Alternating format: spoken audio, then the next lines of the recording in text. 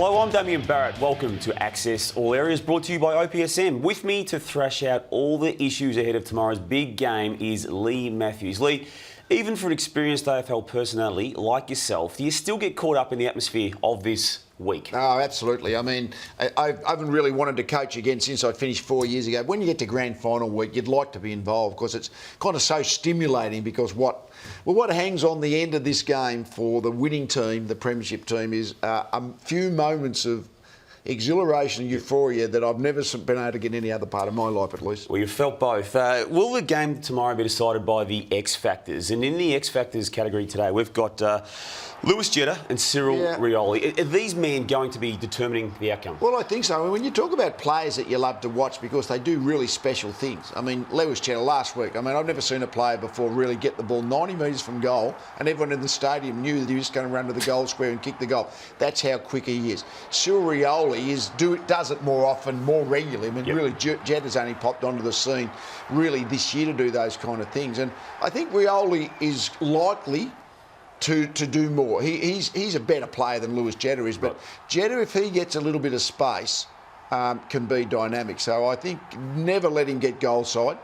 And make sure you get a defender gets bodied. And Cyril Rioli, well, he can be anywhere. I mean, that mark he took deep into the last quarter last week, he can go into the centre bounce, he chases and tackles hard. But these two players, if they have really good games, can really ignite their teams. And what he did late in the game, Rioli particularly, was absolutely crucial, wasn't it, last week? Well, absolutely. And he can do much. I mean, he can go into the centre bounces, he chases and tackles, and he can play as that small full forward role really well. I mean, he's a wonderful player. Cyril Rioli has been ever since he burst onto the scene in 2008. They might have been the X Factors. There's a couple of igniters too, aren't there, in Burgoyne and Goods. So how do you see this particular comparison playing out? I reckon they're the utilities in the sense that they could bob up anywhere on the field. I mean, what they have been doing, and Burgoyne went into the centre bounces, he could play defence, could play forward. One of the issues for Hawthorn is that Adam Goods could play midfield, but then he plays midfield and pushes into the forward line. And when that happens, it's hard to get the right matchup. Is he at his top at the moment, though, Goods? I think he is just lately. I mean, he's a veteran player now. Veteran players don't play as well as often. And he had that patch where he missed a bit through injury, and I thought he struggled when he came back. But I think he's in pretty good touch again. So he goes in hitting his peak? Well, not his peak. I think he's past his peak, but he's still capable of playing a really good game. Yeah. Lee, one thing these two clubs have been prepared to do, compared with other clubs, is have a crack at some recycled talent. I mean, some clubs get so conservative that they're too scared to do things like we're seeing here on this graphic. I heard Kevin Sheedy talk about that principle. You've got to be prepared to have a go sometimes and make mistakes. And the Swans, their ability to get players in from other clubs, I mean, Kennedy, Richards, Mumford, Reece Shaw's been fantastic. Matner, Mitch Morton this year from Richmond. And, of course, Hawthorn. I mean, Burgoyne actually came into Hawthorn the year Kennedy went out. And while they weren't direct swaps, sometimes you've got to let someone good go to get something in return. So they've both traded really well. And Ben McGlynn's name there wasn't on that Swans list, and he would have been part of it if he was allowed.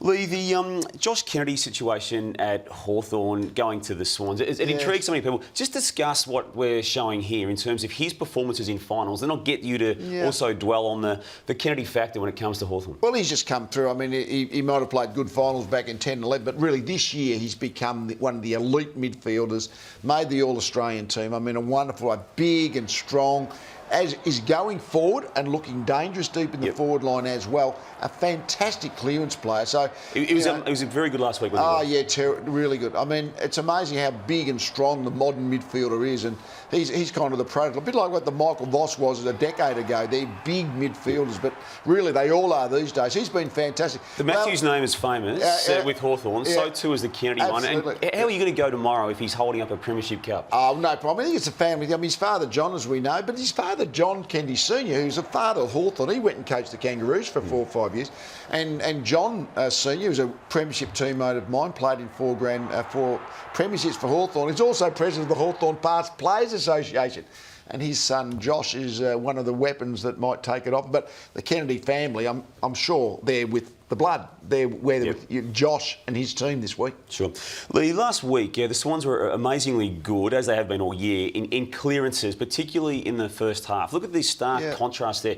6 goals in clearances in the first half against Collingwood's none. And that was where the game was won and dusted. Well, they were, and total clearances for those players listed there for the entire game. Those figures there are referring to match figures. But is this where they win tomorrow if they are to win? Well, they've got to be good at that. And they've been good in forward 50 stoppages for a long time, the Swans. I mean, remember Nick Davis, that famous forward 50 stoppage that got them into that final...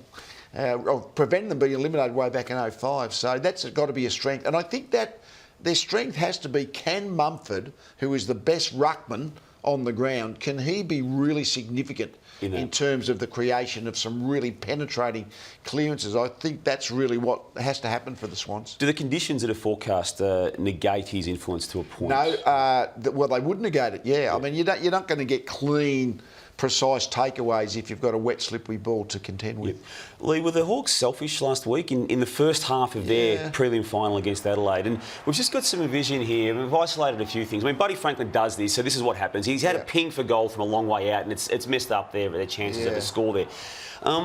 Another example here, Gunston having a shot when, maybe he could have centred. I don't use selfish is the wrong word. But they used the ball better in the second half. Just here, we only had suckling on, if you can see at the bottom of the screen. I think it's more that they weren't terribly composed in their forward. One, they were inaccurate when they had shots, and secondly... And this is the second half, Lee. They used the ball better. Do you reckon they talked about it at half-time and said, you know what, we're going to do the team thing? Yeah, possibly. I mean, as I say, I just thought it was more conversion of opportunities was poor, but the decision-making of whether you take the shot or whether you give it to a teammate in a better position, they didn't do that terribly well in the first half, and that was better as the game went on. Lee, you've talked about Mumford already, and we'll talk about him when we look at your matchups and your key matchups for this game. But let's start with Buddy Franklin against Ted Richards tomorrow. How do you see that playing out? Oh, good luck, Ted. I mean, Rutten beat Franklin last week, which meant he had 20 possession, 8 shots at goal, but he only kicked 3. I mean, he'll have 7 or 8 shots at goal, Lance Franklin. The question is he kicked 3, 4, 5 or 6? Now, Kennedy... Midfield matchups here, Lee. Well, it's interesting there. Sewell is what I call the offensive tagger. He actually sort of takes a matchup usually, but gets the ball himself. And therefore, he may well take Kennedy, but he's got to beat Kennedy to the footy. You can't just follow Kennedy to the footy. Kieran Jack might take Mitchell, or Ryan O'Keefe, who plays that offensive tagging role for the Swans. He might take Mitchell. The rucks? This is where Mumford has to really... Hale's been really good. Remember, he nullified the Eagles ruckman, Natanui and Cox. So he's been a really good nullifier. I reckon Mumford has to dominate that area for the Swans to win. Schoolmates on this page, Lee. Well, that's Smith, and they went to, I think it was Scots College together, weren't they, when they were schoolboys?